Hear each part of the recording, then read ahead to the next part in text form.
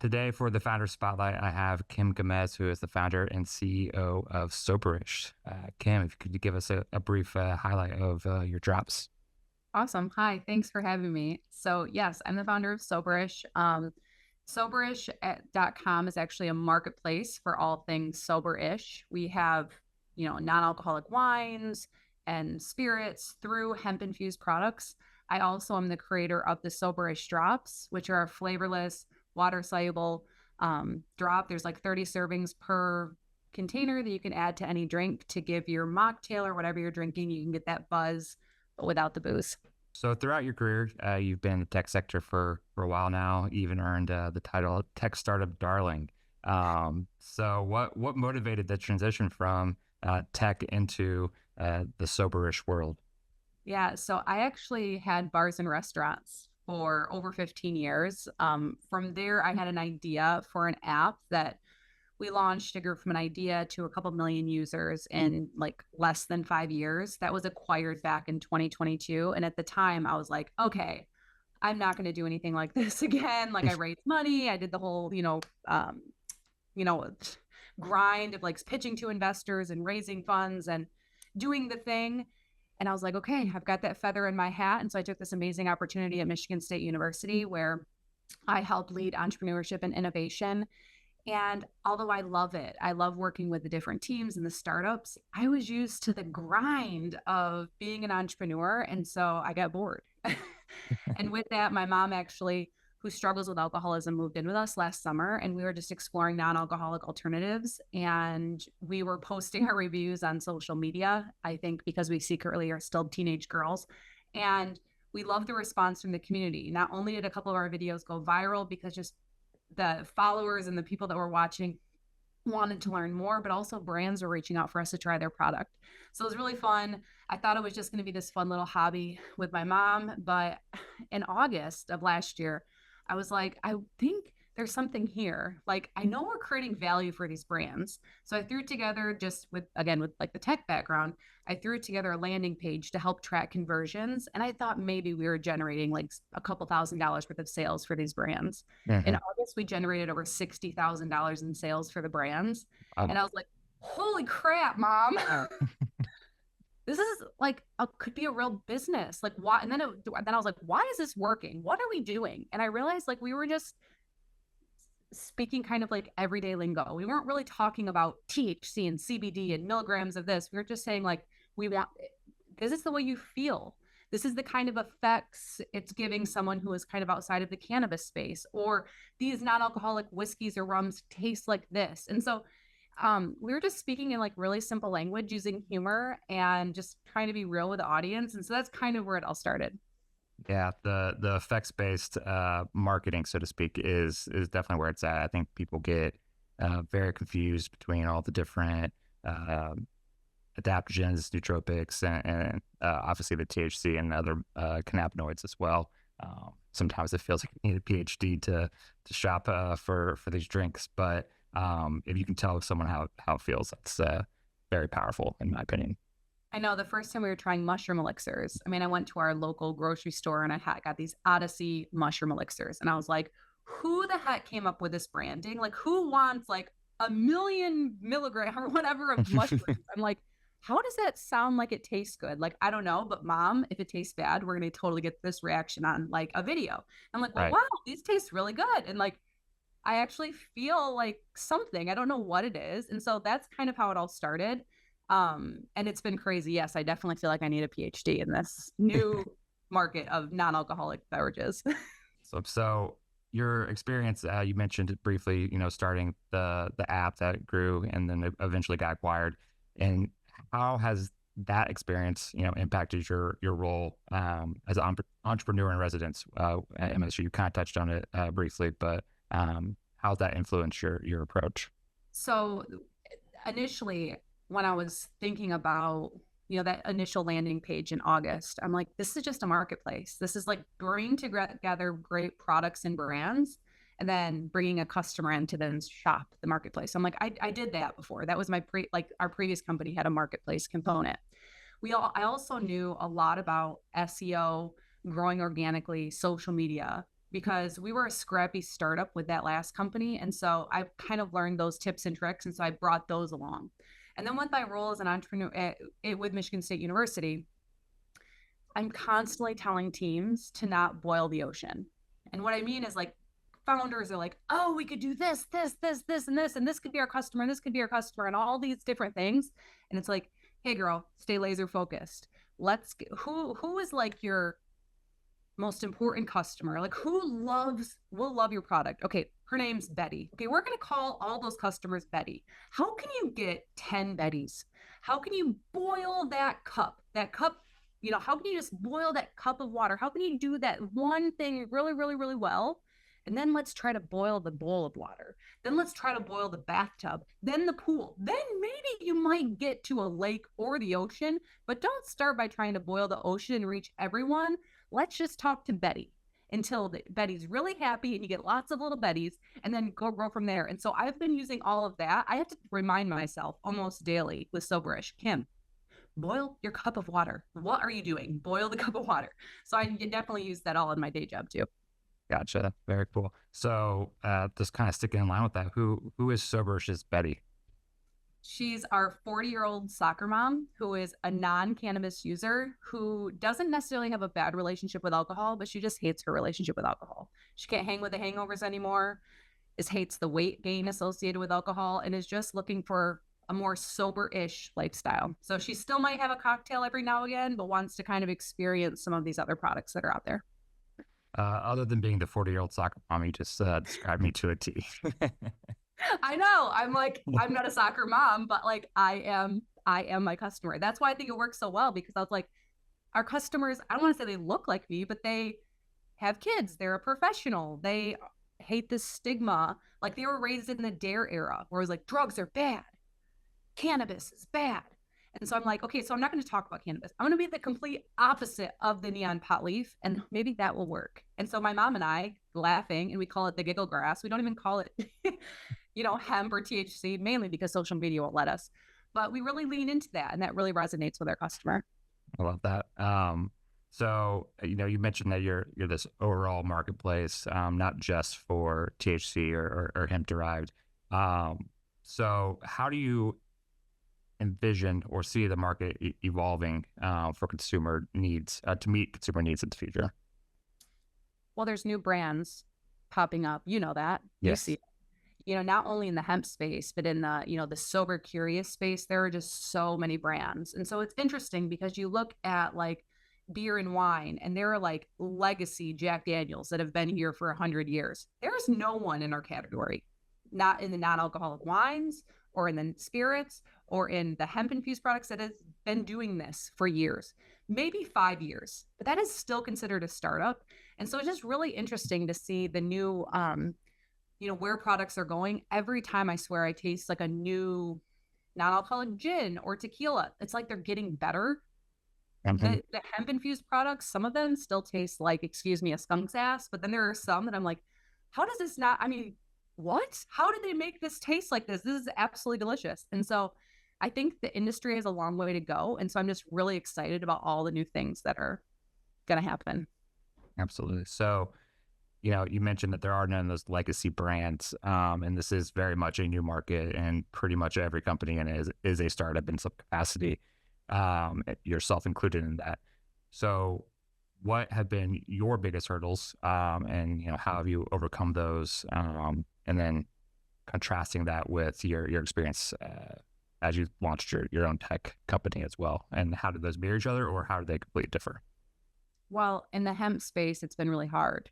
Whether it's, credit card processing and, different things that you can say and not say on social media, it's actually great working with other startups because we're all very nimble. Like we all can move quickly if need be. And Now, working with a big corporation, you have to talk to so-and-so, who has to talk to so-and-so, and then there's an approval process, and then maybe we can get you in the next quarter or maybe by the end of the year. And so it's great that everybody's really young, like not age-wise, but the companies are young, and that if we want to test something and fail quickly, that's another thing in startups. Like you want to test things and either they're going to be successful or there's going to be a failure, but you want to learn quickly. We just recently launched these like adulting gummies, and it's a lion's mane, B12 and biotin kind of concoction. And I'm like, let's just start with, 500 jars, like nothing crazy. Let's start it, test it, see if people like it. And if it fails, it fails. We won't do it again. And because we're so young of a company that we are able to do that. And the companies that we're working with. So if they want to test something, they can be like, hey, Kim, do you want to like review this for us? Maybe throw it on your website, maybe throw it in your next like sampler box. And so that's really great within the industry that we can all kind of figure these things out together. And it's such, and it's such a supportive, like the community is so great. Like everyone wants to help everyone out. Like if they find a new trick or a new tool, like everybody's just so supportive. I agree with that completely. The term rising tides lift all boats. I feel like it definitely applies, especially in the broader CPG community. I would say also falls in that category, but even more so in the hemp and THC spaces. I think that really resonates. So, you're part of obviously those groups. I've seen you inside of Startup CPG in the Slack channel. So obviously you run in a lot of different entrepreneurial circles and communities. And you touched on this a little bit in your last answer, but what are some insights and lessons you've gained and what has been particularly valuable for you at Soberish? Just really leaning into our customer. Yeah. Like really understanding. So we always say, like, what does she want? Like we talk about we don't talk about our customer as this like object or this number. One, she has a sex. Granted, we have men, you're a customer. Like we have men, but for the most part, like we cater to women. And so we're like, what does she want? Like, what is she into? Like what is trending in her world right now? Just like really understanding her.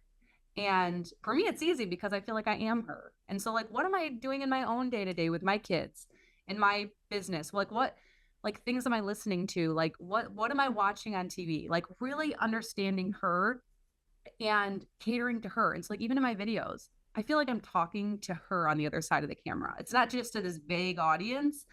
I'm like telling jokes to her, and I'm hoping she's laughing with me on the other end. That's been really, really powerful.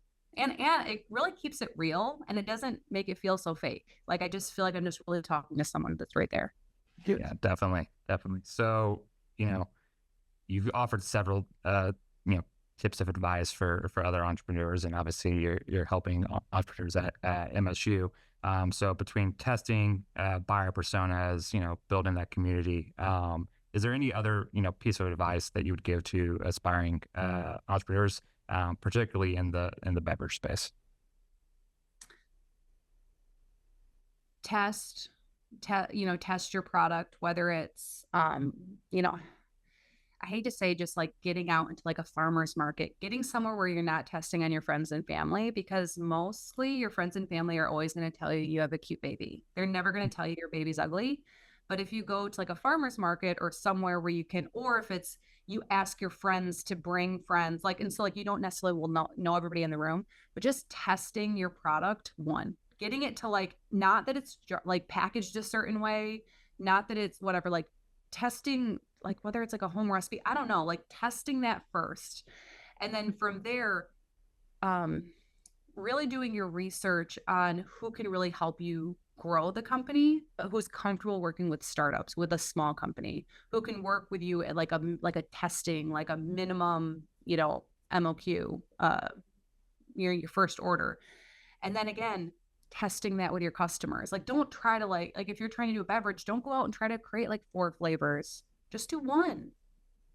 And you'll know if you can sell the one, it's easy to slot in that like second flavor. Like Yep. maybe somebody else who's into beverages, which I'm not. Beverage is not my background, but just from looking at all the different companies that I start with, it's like you don't have to go out with a crazy amount of SKUs. Like to prove validation is starting with one. Like, Yep. and then if the customer comes back and wants more, holy crap, there you have like actual validation. And then hopefully that customer comes back and is like, I love the strawberry, but man, if you could do a lime, something citrus, and then it's like ears and eyes wide open, take that, see if the other Bettys in the world like citrus, and then go and create or maybe they're like, I don't like this size. Maybe it's a bigger can. Maybe it's like a liter, whatever, like a liquor size bottle. Maybe it's a gummy that they love it, but they're like, gosh, I wish I could like mix it on my own. I don't know. Just like you have to start testing with your customers and then really listening, keeping your eyes open and your ears open to all the different ways you could grow. Sorry, I just totally rambled on, but there's You're totally to fine. do. That actually leads me directly into my next question, which is, getting that customer feedback. How are you at Soberish gathering and then incorporating that feedback into your, product development or even just your overall business strategies at Soberish? So customer discovery is so different from actual customer feedback. So if I were to do, let's say with you right now, like an actual customer discovery, I would ask you, how often do you drink? Maybe. And then what kind of beverages do you drink and why? And then maybe lean into how did you learn about that beverage? Oh, that's interesting. How did you find that? That's new. And then because then I'm learning like, oh, he found it on social media. Oh, his friend introduced him to it. Oh, on social media, like was it an ad? Did you buy on their website? Oh, did you buy it in the store because you like the packaging? Oh, interesting. Oh, you like citrus. Let's talk more about that. Like, do you typically drink citrus drinks? So you're not saying, hey, Lars, I'm creating this new Soberish lemonade. Would you like it? You'll probably be like, yeah, that sounds delicious. Yeah, if I listened to you, you were telling me you liked coffee and espresso martinis and everything but lemonade. And so you learn so much more about your customer when you let them talk and you're not telling them about your product. I love that. That goes so much deeper than just, obviously the term in beverages, lips to beverage or whatever the saying goes, but which is important, obviously, but going that extra step to really understand how they got there and understanding them completely as a customer is really valuable. So I love that. Before I get That to the, even goes into like price too, like how much did yep, you pay for that? And then you can just learn so much about like your whole business. Like how much are you going to charge? How are you going to actually acquire the customer? Like design and packaging. Like did they buy a 4-pack? Was it a 6-pack? Was it online? Was it in retail? Like there's just so much you can learn from customers if you just let them talk and just dig a little deeper. Like just absolutely. yeah. So I do want to throw in an extra question that I did not prepare you for, but you had a video go pretty viral recently. I'm not sure where it's at. I think the last time I saw it was a little over 3 million, I believe. But what's even cooler about that is I believe the CEO or the editor of Entrepreneur Magazine also shared that. Walk me through that. One from the concept of the video and it going viral and all the attention that came from that, and then ultimately the post by Entrepreneur Magazine. Yeah, it was crazy. So at Soberish, and this was even back to when my mom and I were just sampling or reviewing non-alcoholic beverages. I was like, I wonder if sobriety could actually be fun. And so we always say at Soberish, like, who said, being responsible can't be fun? And Right. so in what I'm posting on social media, it's not always doing drink reviews. It's not always showing recipes. Sometimes it's just being fun. And so again, my background, I had bars. We had a restaurant and bar for 17 years. And so I learned all kinds of bar tricks and whatever. And so the video that went viral is I was actually selling a car and I pulled out a title and I was looking for a title in the filing cabinet. And I'm like, oh my gosh, look at this newspaper article of me doing this trick. And I was like, I don't know the last time my kids or if they've ever seen a newspaper article and they might think it's cool that I'm like on the front page. And so I pulled it out and I was like, and my kids goes, there's no way you can do that. I'm like, oh yes, I can still do that. And so I'm like, I don't have shakers, I don't have whatever, but let's throw up the camera and let's see if I can still do this trick. And it was like a 5-drink like pyramid trick. You see them a lot like in cruise ships and things now, but yeah, I used to do it with like tons of shakers. Like somebody actually have to like hold the other end and we like made a big show. And so I thought, even if I can't do this, if it's a fail, it'll still make a great video. So Right. either way, I'm going to record myself making a fool of myself. So with that though, yes, I posted it. It was like 2 weeks ago. I posted it and we had like over 5 million views within the first like 5, and that was on Instagram. 5 million views in like, I don't know, 24 hours. It was absolutely bonkers. And then, but now it's been 2 weeks. We have over 30 million views on Instagram, over, I think it's 12 million views on TikTok, and I think it's over 5 million views on Facebook. And so that was just crazy because I'm like, I'm not selling anything. I didn't even talk about Soberish. But it was crazy when, yeah, the chief, the Editor what chief. yeah, editor in chief. Sorry, I'm like chief executive, nothing. Okay, at Entrepreneur Magazine, yeah, he wrote a post, and so I got this notification. Somebody tagged you in a post, and I was like, oh, what's this? And I'm like, OMG, how amazing. He was like, this is a genius marketing hack. And I'm like, I don't know if I really thought about it. It's more so than just like, this is fun. And this kind of still fits my brand.